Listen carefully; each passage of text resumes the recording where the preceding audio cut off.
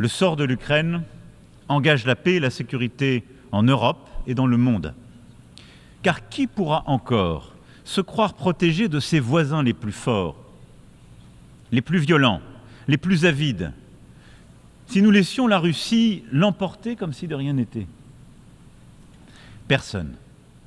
C'est donc bien notre intérêt commun, l'intérêt commun des nations, que l'Ukraine soit restaurée au plus vite dans ses droits légitimes et qu'une paix juste et durable soit bâtie.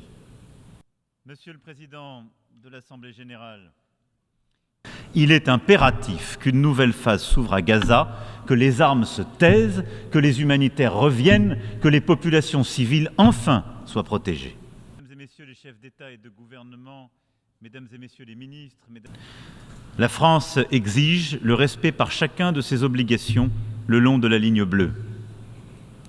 Nous agirons donc pour faire émerger une voie diplomatique indispensable afin d'épargner les populations civiles et empêcher une explosion régionale.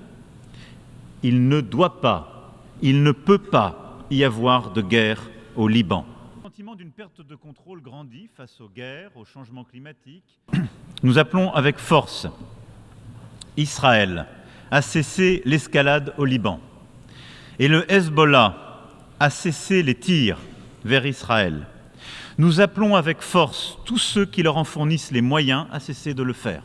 Au changement climatique, à l'accroissement des inégalités, des injustices. Et la réforme de la composition du Conseil de sécurité ne suffirait pas à elle seule à lui rendre son efficacité.